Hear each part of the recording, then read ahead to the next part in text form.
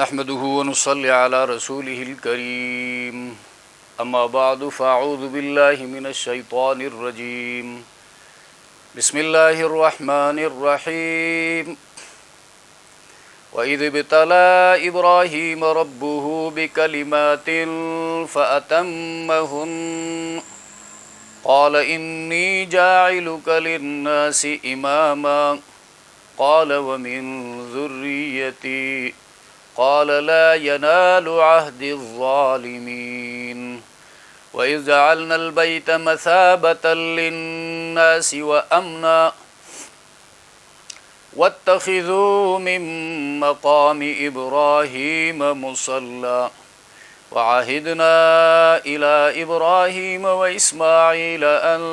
طهرا بيتي للطائفين والعاكفين والركع السجود۔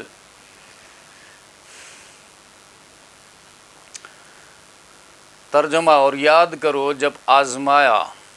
ابراہیم کو ان کے رب نے چند باتوں سے، پس پورا کیا اس نے ان کو، فرمایا بے شک میں بنانے والا ہوں آپ کو لوگوں کے لیے پیشوا۔ عرض کیا اور میری اولاد سے، فرمایا نہیں پہنچے گا میرا پیمان نافرمانوں کو۔ اور یاد کرو جب بنایا ہم نے بیت اللہ کو جمع ہونے کی جگہ لوگوں کے لیے اور امن کی جگہ، اور بناؤ تم کھڑے ہونے کی جگہ کو ابراہیم کی نماز کی جگہ، اور قول و قرار کیا ہم نے ابراہیم سے اور اسماعیل سے کہ پاک صاف رکھیں دونوں میرے گھر کو، طواف کرنے والوں کے لیے اور اعتکاف کرنے والوں کے لیے اور رکوع کرنے والوں کے لیے، سجدہ کرنے والوں کے لیے۔ سامعین و ناظرین، اس سے پہلے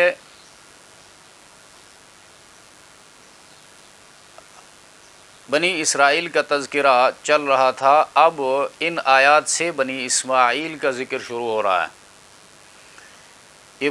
اسحاق علیہ السلام اور اسماعیل علیہ السلام ابراہیم خلیل الرحمن کے دو فرزند ارجمند ہیں، دونوں جلیل القدر پیغمبر ہیں۔ اسحاق علیہ السلام کے اولاد میں بنی اسرائیل کے انبیاء آئے، 3 کتابیں آسمانی نازل ہوئی، اور اسماعیل علیہ السلام کی اولاد میں محمد عربی امام الانبیاء خاتم النبیین صلی اللہ علیہ وسلم تشریف لائے، جس کی نبوت رہتی دنیا تک کے لیے مشعل راہ اور نجات کا ضامن ہے۔ بنی اسرائیل کے تذکرہ کے بعد بنی اسماعیل کا تذکرہ شروع کرتے ہیں۔ اسماعیل علیہ السلام ابراہیم علیہ السلام کے بڑے صاحبزادے تھے، اور اسحاق علیہ السلام اسماعیل علیہ السلام سے چھوٹے تھے عمر میں، اور اسحاق علیہ السلام کے بیٹے ہیں یعقوب علیہ السلام، اور یعقوب علیہ السلام کے 12 بیٹے، جن میں یوسف علیہ السلام بھی ہیں، جو بنی اسرائیل کے مشہور پیغمبر گزرے ہیں۔ یہ بنی اسرائیل سب ان 12 بیٹوں کی اولاد کہلاتی ہے، لہٰذا بنی اسماعیل کا تذکرہ پہلے آنا چاہیے تھا۔ اسی کہ اسماعیل علیہ السلام بڑے صاحبزادے ہیں تو بڑے کا تذکرہ پہلے ہونا چاہیے، لیکن ایسا نہیں کیا، اس لیے کہ بنی اسرائیل کو نبوت سے پہلے سرفراز کیا گیا۔ جب نبوت سے پہلے سرفراز کیا گیا، ان کو پہلے مخاطب بنایا گیا، اور دعوت کا کام پہلے ان کو سونپا گیا، تو ان کا تذکرہ بھی پہلے ہوا کہ لوگوں کا رویہ، لوگوں کا بیہیویئر ان کے ساتھ کیسا رہا، اور وہ دوسروں کے لیے عبرت کا سامان بن گیا، اور ان سے وہ نبوت، وہ نعمت چھین لی گئی اور منتقل کی گئی بنی اسماعیل کی طرف، اور بنی اسماعیل کو آخر میں نبوت سے سرفراز کیا، اس لیے ان کا تذکرہ بعد میں کیا گیا، اور بعد میں پھر ان کو اللہ نے کسی کے لیے عبرت نہیں بنایا، سزا دے کر، عذاب نازل کر کے، اور قیامت تک کے لیے اللہ کے حکمت کا تقاضا ہوا کہ بنی اسماعیل میں محمد الرسول اللہ صلی اللہ علیہ وسلم کو مبعوث کر کے ان کی نبوت کو عام اور عالمگیر بنا دیں۔ تو نبی کریم صلی اللہ علیہ وسلم کی نبوت تمام افراد کے لیے، تمام مزاجوں کے لیے، تمام خطوں کے لیے، تمام بر اعظم کے لیے، یہاں تک کہ چاند پر اگر آبادی دریافت ہوئی یا کسی ستارے میں سیارے میں آبادی دریافت ہوئی تو وہاں کے لیے بھی نبوت جو ہے محمد الرسول اللہ کی کارگر ہوگی، نجات محمد الرسول اللہ کی نبوت کو تسلیم کرنے میں ہوگی۔ اور ابراہیم علیہ السلام نے ان آیات کی روشنی میں بنی اسماعیل کے لیے امامت جو ہے، امامت یہاں پر دینی پیشوائی کے معنی میں ہے، امامت کی دعا فرمائی جو قبول ہوئی۔ ابراہیم علیہ السلام کو بڑے سخت آزمائشوں سے گزرنا پڑا اور ان کو بعض سخت احکامات بھی دیے گئے، مثلاً وطن میں ظالم حکمران نمرود جس کا ذکر سورہ بقرہ میں آگے چل کر آئے گا، اور جاہل عوام کے مخالفت کا سامنا کرنا پڑا، باپ بھی سخت دشمن ہو گیا، سب نے مل کر آپ کو دہکتی آگ میں ڈالا مگر اللہ نے بچا لیا۔ بالآخر تنگ آ کر وطن چھوڑا اور مصر پہنچے، وہاں جابر بادشاہ نے آپ کے حرم پر ہاتھ ڈالا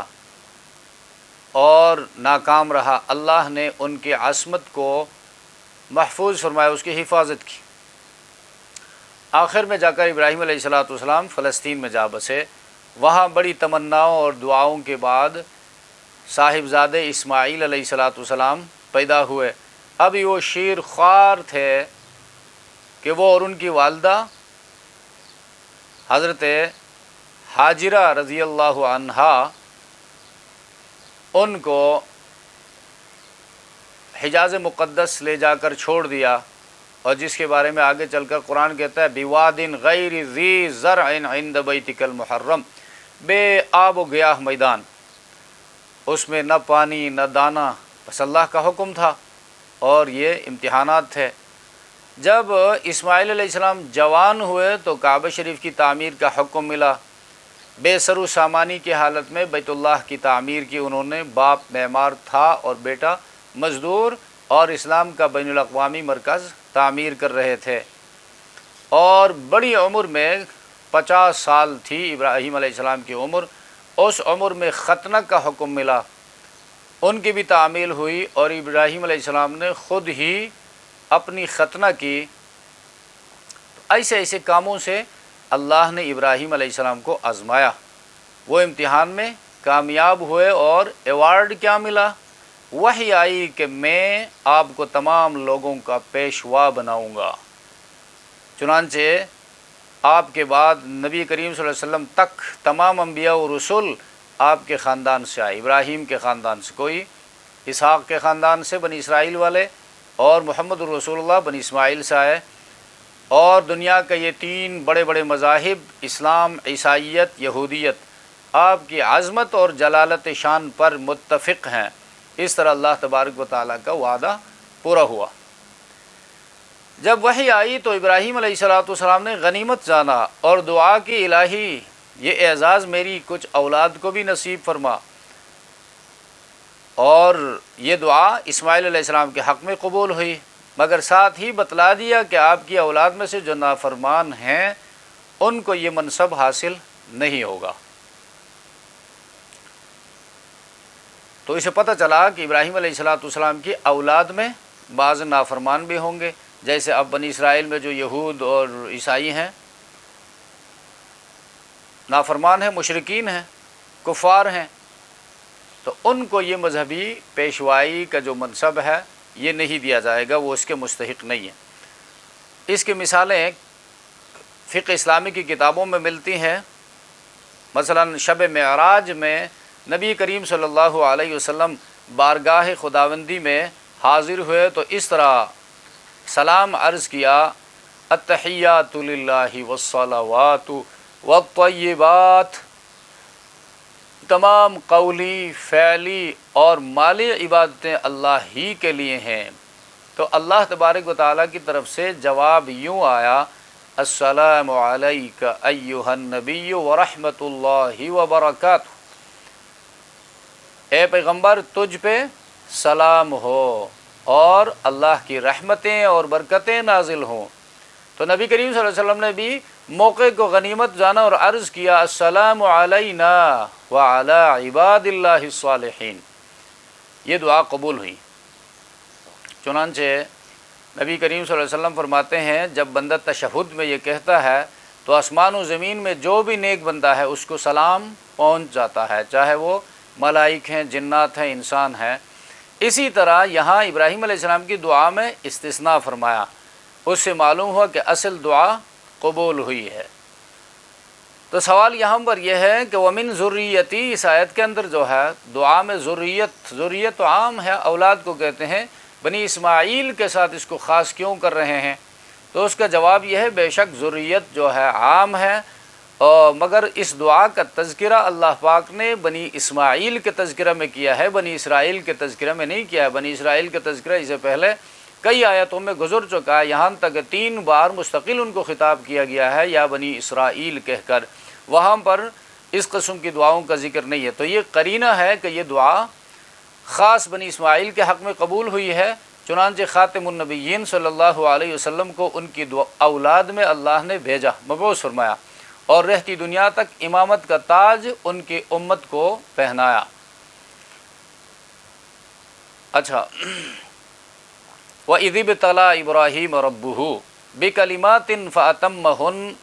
और याद करो ये मुस्तकिल वाक़या है, वह इससे जब शुरू करता है तो मुस्तकिल वाक़या है। व इज़िब्तला, और याद करो जब आज़माया, इब्तला आज़माया, तो आज़माने के लिए यानी इम्तिहान और आज़माइश की ग़रज़ क्या होती है, देखना, गौर करना चाहिए। इम्तिहान लेने वाला ख़ुद उस शख्स की काबिलियत और इस्तेदाद को दरियाफ़्त करना चाहता है, उस फ़िक्र में है। अल्लाह तबारक व तआला को इसकी ज़रूरत नहीं है, चूँकि अल्लाह को हर एक की काबिलियत और इस्तेदाद का पता है, इसलिए कि वो अता करने वाला उन काबिलियतों को और इस्तेदादों का अल्लाह ही है। तो इस हवाले से इम्तिहान की कोई ज़रूरत नहीं है। दूसरी बात यह है कि दूसरों पर उसके फ़ज़ाइल और महासिन और वैल्यूज़ जो हैं और कमालात, उनका इजहार करना मकसूद होता है। और तीसरी बात यह है कि उसकी कमज़ोरियों को दूर करके कामिल और मुकम्मल बनाना मकसूद होता है। अब पहली बात दुरुस्त नहीं है, अलबत्ता ये 2 बातें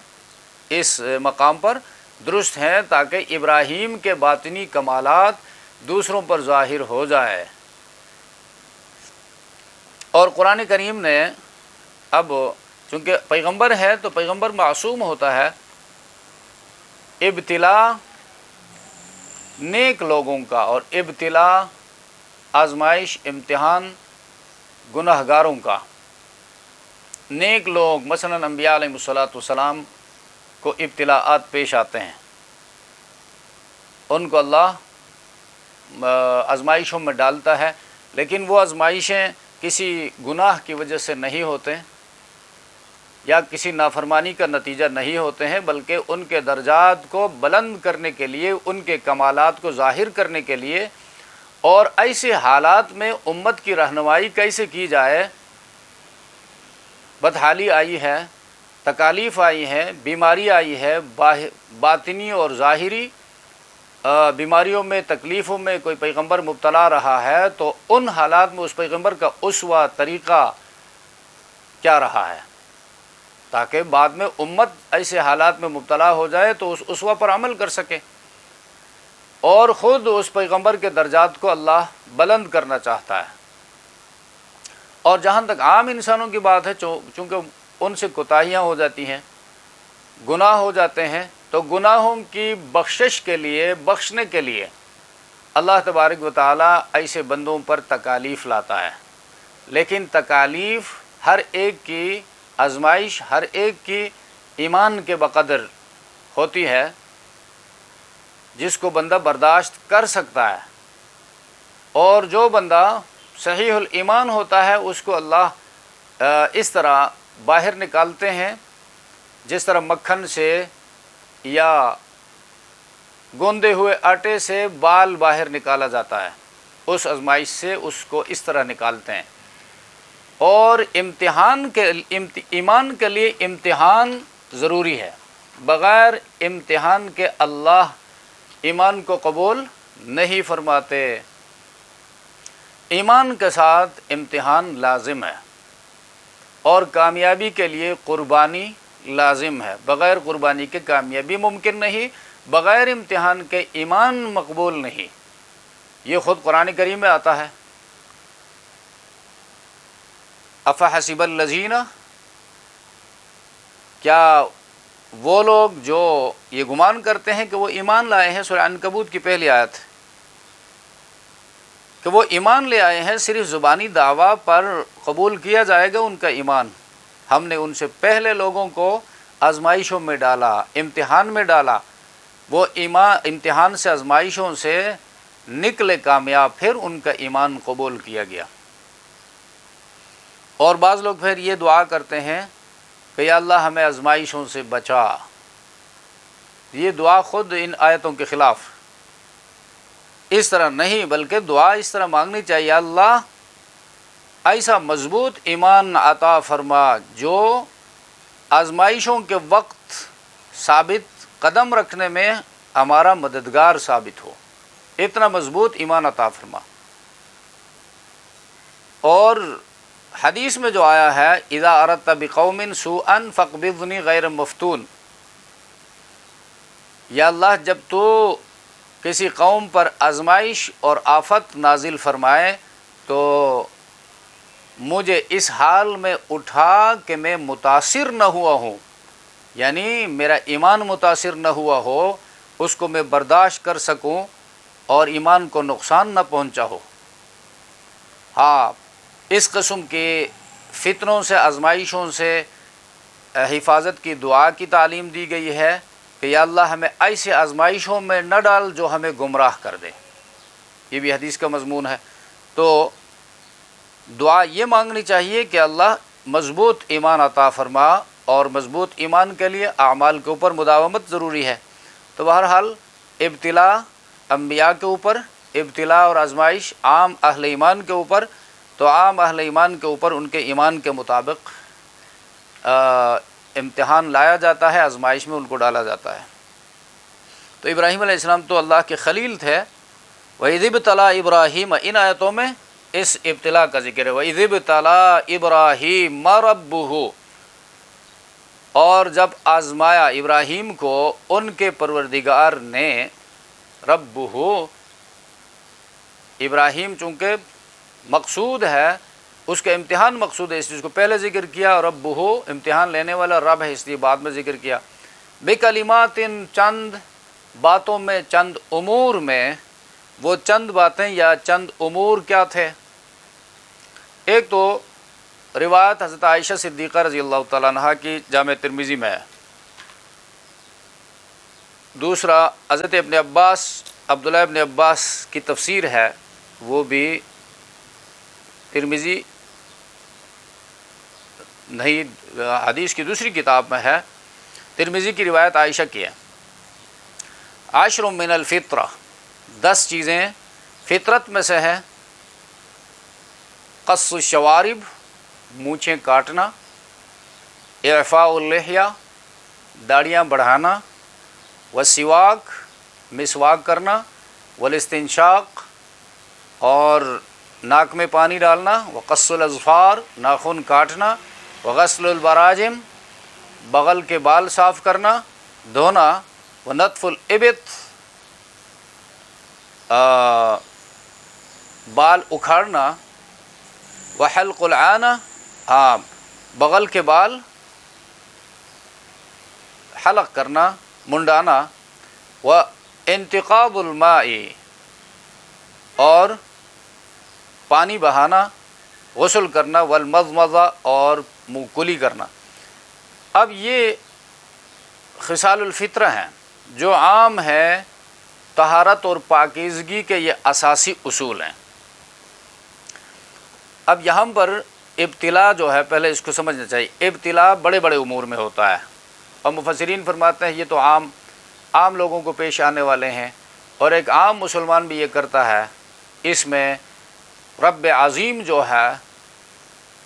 وہ عظیم پروردگار، وہ اپنے جلیل القدر پیغمبر کا جب امتحان لیتا ہے تو اتنے چھوٹے چھوٹے امور میں امتحان نہیں لیا کرتے۔ وہ کیا ہے، قرآن کریم کے مختلف مقامات پر حضرت ابراہیم علیہ السلام کے ان آزمائشوں کا ذکر بکھرا ہوا ہے۔ مثلا بادشاہ کے ساتھ، ظالم بادشاہ نمرود کے ساتھ مناظرہ، محاجم السلطان، جس کا ذکر سورہ بقرہ آیت نمبر 258 میں آگے چل کر آئے گا۔ اور بادشاہ بھی ظالم، اس کے مقابلے میں بات کرنا، تو حدیث میں آیا اکبر الجہادی کلمۃ حق عند سلطان جائر، ظالم بادشاہ کے سامنے حق بات کہنا یہ بڑا جہاد ہے۔ بڑا جہاد اس لیے کہا کہ اس میں بچنے کی بالکل امید ہی نہیں ہے۔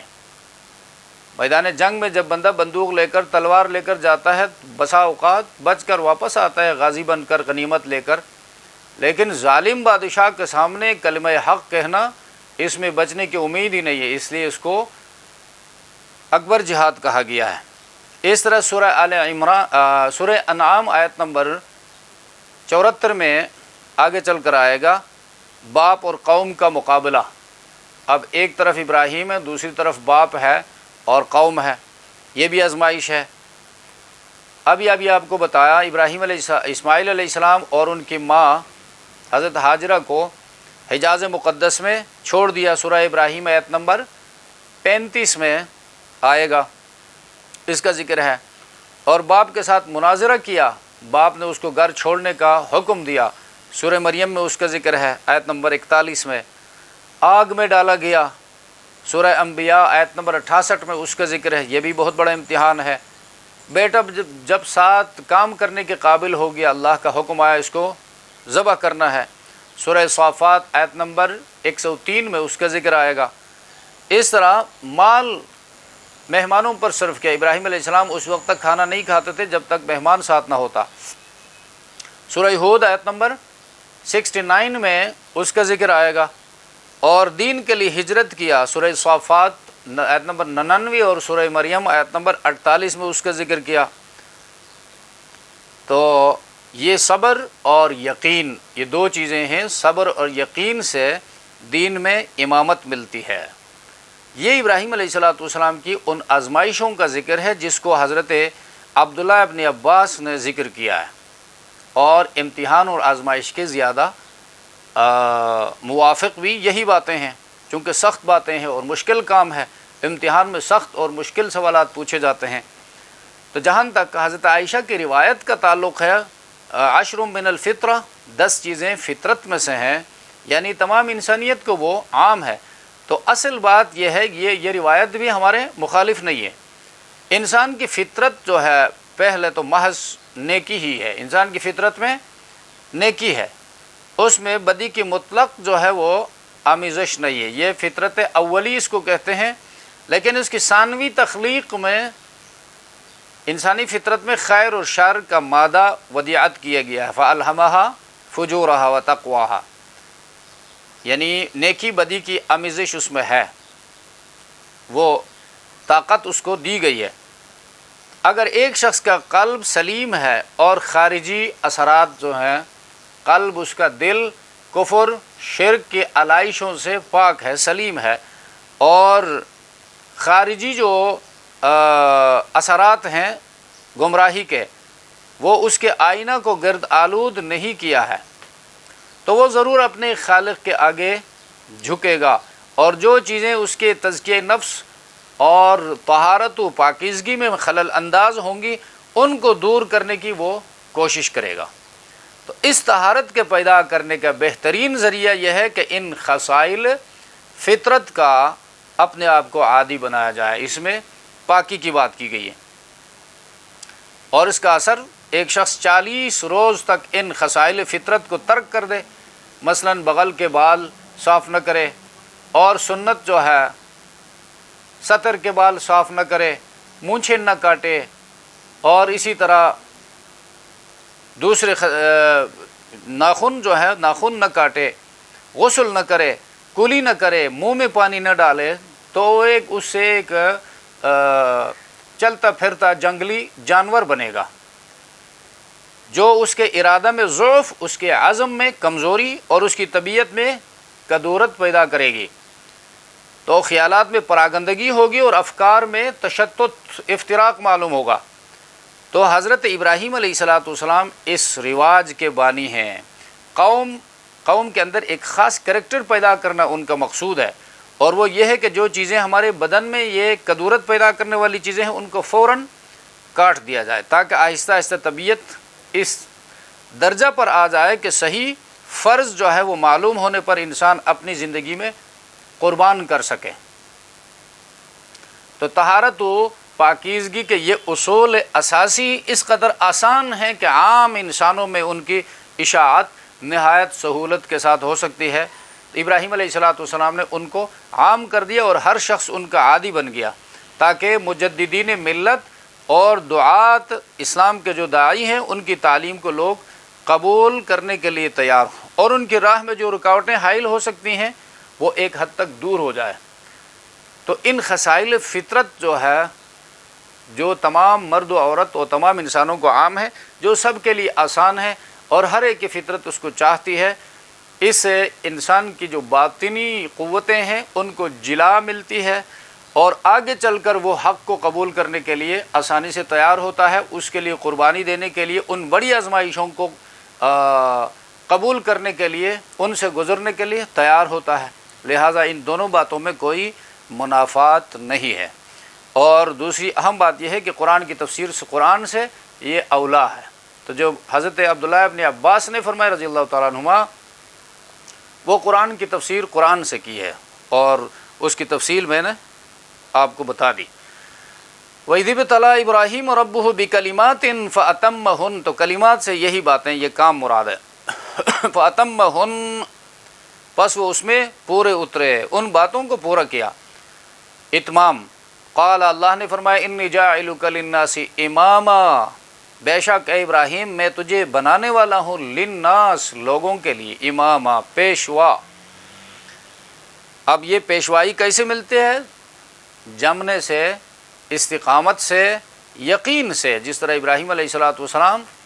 اس پر، ان تمام امور پر صبر کیا تو اللہ نے ایوارڈ دیا۔ تو دنیاوی امامت ہے یا دینی امامت ہے، دونوں کے لیے قربانی کی ضرورت ہے۔ دین کے حوالے سے جب ہم دیکھتے ہیں تو بڑے بڑے امام ہیں، دین کے پیشوا ہیں، مثلا امام ابو حنیفہ ہے، امام شافعی ہے، امام احمد ابن حنبل ہیں، امام مالک ہیں رحمہم اللہ، یا امام بخاری ہیں، امام مسلم ہے، امام ترمذی ہیں، امام مالک ہیں، امام غزالی ہیں، امام رازی ہیں، اور اس کے بعد جو بڑے بڑے علماء آئے جن کا نام ہم ادب سے لیتے ہیں، ان کے پیچھے دعائیں دیتے ہیں ان کو، حالانکہ ہمیں اپنے دادا کا نام یاد نہیں ہوتا ہے، اپنے سے متعلق دوستوں کا، ان کے آباء و اجداد کا نام یاد نہیں ہوتا ہے، لیکن ان لوگوں کے پوری سوانح کو ہم یاد رکھتے ہیں۔ یہ ان قربانیوں کا نتیجہ ہے کہ قربانیوں سے گزر کر انہوں نے اللہ کا دین ہم تک پہنچایا۔ تو دینی پیشوائی کے لیے بھی محنت اور قربانی کی ضرورت ہے، اور کوئی پیشوا بننا نہ چاہے تو کچھ کرنے کے لیے ضرورت ہی نہیں ہے، بوائی سے بیکار بیٹھا رہے گا، کھائے گا، پیے گا اور دنیا سے چل بسے گا، اور نہ کوئی پیچھے نام لینے والا ہے، نہ امت کو، اللہ کے بندوں کو اس سے کوئی خیر پہنچتا ہے۔ دنیاوی لیڈرشپ جو ہے، چاہے وہ باطل ہے یا حق ہے، قطع نظر اس کے، اس میں بھی قربانی۔ تو سیکولر لیڈرز ہیں، لیڈرشپ ہو یا ریلیجیس لیڈرز یا لیڈرشپ، دونوں میں قربانی کا بڑا دخل ہے، یقین کا بڑا دخل ہے۔ سیکولر لیڈرشپ کے حوالے سے یہ سیاہ فاموں کے جو بڑے گزرے ہیں، نیلسن منڈیلا، انہوں نے اپنی قوم کی آزادی کے لیے 27 سال جیل کاٹا ہے، سفید فام اور سیاہ فام، سیاہ فاموں کا یہ لیڈر تھا، اور سیاہ فاموں کے ساتھ امریکن سفید فام اتنا ظلم کرتے تھے کہ ان کا بازار بھی الگ، ان کے آنے جانے کا راستہ بھی الگ۔ کوئی سیاہ فام اگر سفید فام کے بازار میں چلا جاتا تو اس کی سزا قتل تھی۔ اس بندے نے کوشش کی، جد جہد کی، اسٹرگل کیا اور جیل گئے۔ اب تو دنیا سے جا چکے ہیں، لیکن قوم کو آزادی دلا کر گئے۔ اتنی قربانیوں کے بعد اب قوم اس کے احسانات کو یاد رکھتی ہے، اس کے پیچھے انہوں نے اس کی حالت زندگی کو محفوظ کیا۔ تو بہرحال بتانا یہ مقصود ہے کہ ابراہیم علیہ السلام سے اللہ نے فرمایا، جب ابراہیم علیہ السلام نے اللہ سے دعا کی ومن ذریتی، یا اللہ میری اولاد میں سے بھی پیشوا بنا، دینی پیشوا۔ قال اللہ نے فرمایا لا ینال عہد الظالمین، نہیں پہنچے گی میرا یہ وعدہ ظالموں تک، میرا وعدہ ظالموں کے لیے نہیں ہے۔ مقصد یہ تھا کہ تیری اولاد میں ظالم بھی ہوں گے۔ اب بنی اسرائیل میں اسحاق علیہ السلام کی اولاد میں ظالم بھی آئے، اب یہود و نصارہ میں ظالم بھی، یہود و نصارہ ابراہیم علیہ السلام کی اولاد میں ہیں۔ تو اس آیت کا دوسرا حصہ جو فہم سامع پر چھوڑا گیا ہے وہ یہ ہے کہ ینال عہد الصالحین، یعنی میرا وعدہ صالحین کے لیے ہے، تیری اولاد میں صالحین بھی ہوں گے، ان صالحین کے ساتھ میرا یہ وعدہ ہے کہ میں ان کو پیشوا بنا دوں گا۔ اچھا، وَإِذْ قَالَ إِبْرَاهِيمُ رَبِّ اجْعَلْ هَٰذَا وَإِذْ جَعَلْنَا الْبَيْتَ مَثَابَةً لِلنَّاسِ، اور یاد کرو اس وقت کو جب بنایا ہم نے اس گھر کو، کعبہ شریف کو، مثابۃ للناس، مثابہ ثواب کی جگہ، موضع الثواب، ثواب کی جگہ، اور ثابہ یصوب بار بار رجوع کرنا، بار بار آنا، تو لوگ بار بار اس کی طرف رجوع کرتے ہیں،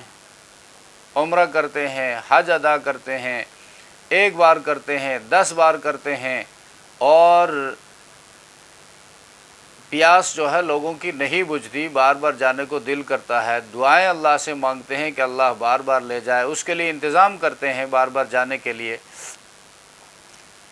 تو اللہ تبارک و تعالیٰ نے فرمایا اس گھر کو ہم نے بنایا مثابۃ للناس، لوگوں کے لیے ثواب کی جگہ، وہ امنا، اور امن کی جگہ، امن کی جگہ، من دخلہ کان آمنا، دوسری جگہ قرآن کہتا ہے جو بھی اس گھر میں داخل ہوگا وہ مامون ہوگا، محفوظ ہوگا، پریشانیوں سے محفوظ ہوگا، اور کوئی مجرم اس میں داخل ہوگا تو اس مجرم پر سزا جاری نہیں ہوگی حرم کے حدود کے اندر، یہاں تک کہ اس کو باہر نکلنے پر مجبور کیا جائے گا، اس پر دانہ پانی بند کیا جائے گا اور مجبور ہو کر باہر نکلے گا، پھر اس کو پکڑ کر قانون کے حوالے کیا جائے گا۔ تو امن کی جگہ ہے۔ وَاتَّخِذُوا مِن مَّقَامِ إِبْرَاهِيمَ مُصَلًّى، اور اللہ تبارک و تعالیٰ نے فرمایا بناؤ، وَاتَّخِذُوا مِن مَّقَامِ إِبْرَاهِيمَ، ابراہیم علیہ السلام کے کھڑے ہونے کی جگہ کو مصلی، جائے نماز، مصلی جائے نماز، یہ مقام ابراہیم، ابراہیم علیہ السلام کے کھڑے ہونے کی جگہ۔ جس وقت ابراہیم علیہ السلام بیت اللہ کی بنیادیں اٹھا رہے تھے اور جب دیواریں کافی اونچی ہو گئی تو یہ پتھر جبریل علیہ السلام نے جنت سے لا کر رکھا ہے، اس کے اوپر کھڑے ہو کر ابراہیم علیہ السلام نے دیواریں بلند کی ہیں، اور اسماعیل علیہ السلام پتھر لا کر ابراہیم علیہ السلام کو پکڑا رہے تھے، دے رہے تھے، اور یہ پتھر خود لفٹ کا کام دے رہا تھا، خود بخود بلند ہو رہا تھا۔ جوں جوں دیوار اونچی ہوتی جاتی یہ پتھر بھی بلند ہوتا جاتا اس کے ساتھ۔ اور زمانہ جاہلیت میں پھر یہ پتھر کعبہ شریف کے اندر تھا، اور بعد میں مشرکین مکہ نے اس کو باہر نکالا، اور اب بھی باہر ہی ہے،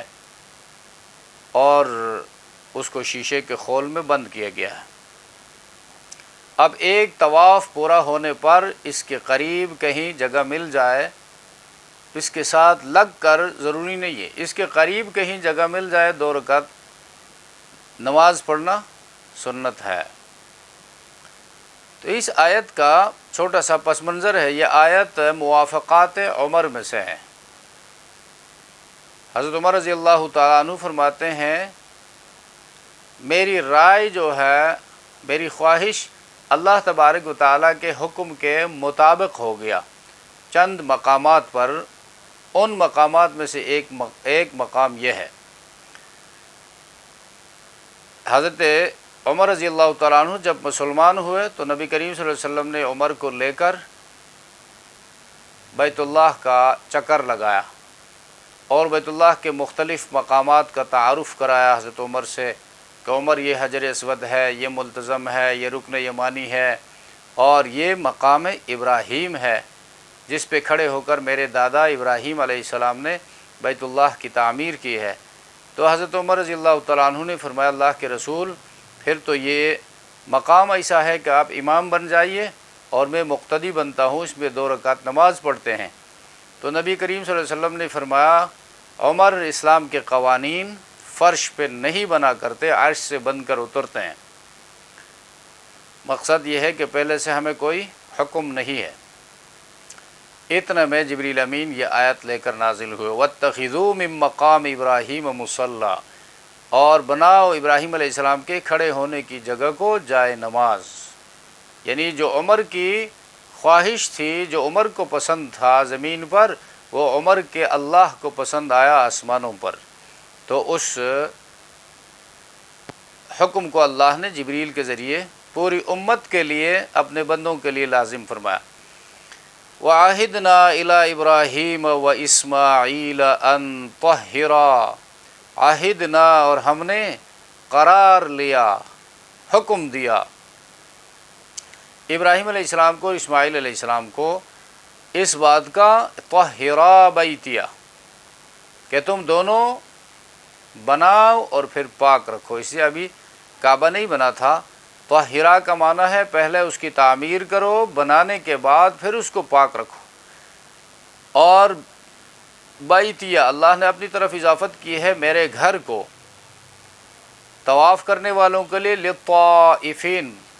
طائفین چکر لگانے والے، طواف کرنے والے۔ تو طواف بیت اللہ کے سوا کسی اور گھر کا نہیں کیا جا سکتا۔ کوئی بندہ جو ہے بیت اللہ کے سوا کسی اور گھر کا طواف شروع کرے، اس کے کفر کا خطرہ ہے، علماء نے لکھا ہے۔ والعاکفین، اور وہ عکوف، اعتکاف، عاجزی کرنا، جھکنا، اعتکاف کرنے والوں کے لیے والرکع السجود، رکع راکعن کی جمع ہے اور سجود ساجدن کی جمع ہے۔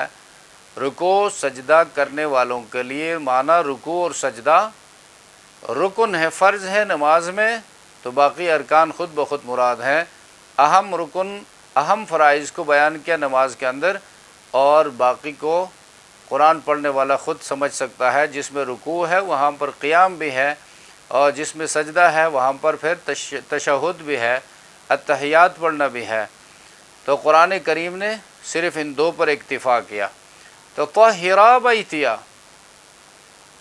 گھر کو پاک کرنا، ظاہری باطنی، یہ پہلے بھی بیان ہو چکا ہے۔ اب ابراہیم علیہ السلام امام ہیں، اسماعیل علیہ السلام مقتدی ہیں، تو مسجد کو پاک رکھنا علائشوں سے، آلودگیوں سے، ظاہری اور باطنی۔ باطنی مسجد کے اندر اللہ کے سوا کسی کو نہ پکارا جائے، اللہ کے سوا کسی اور سے دعا نہ مانگی جائے، اور اللہ کے نام کے سوا کسی اور کے نام کی دعائی نہ دی جائے۔ اور یہ جو آج کل اعلانات ہوتے ہیں مسجد میں کہ فلاں مر گیا، فلاں کا جنازہ اس ٹائم ہے، یا کوئی گمشدہ چیز کا اعلان کرتا ہے، یا اپنی ضروریات کا لوگ اعلان کرتے ہیں، تو یہ سب غیر شرعی احکام ہیں، ان سے ممانعت آئی ہے حدیث نبوی میں۔ تو لہذا ان کاموں سے روکنا چاہیے۔ مسجد کے اندر آ کر صرف اللہ کے حضور سجدہ ہے، صرف اللہ ہی سے مانگنا ہے، اللہ کے ساتھ اپنا عہد، ایمان اور یقین کا وہ تازہ کرنا چاہیے۔ مسجد اس لیے ہے اللہ کو یاد کیا جائے، اور ظاہری پاکی مسجد کو، مسجد کی تعمیر اور مسجد کی عمارت اور مسجد کی سہولیات، گرمی سردی ہے، مسجد کی ڈیکوریشن، مسجد کے قالینیں، اور مسجد میں اعلیٰ درجے کی روشنی کا انتظام، مسجد کے نمازیوں کا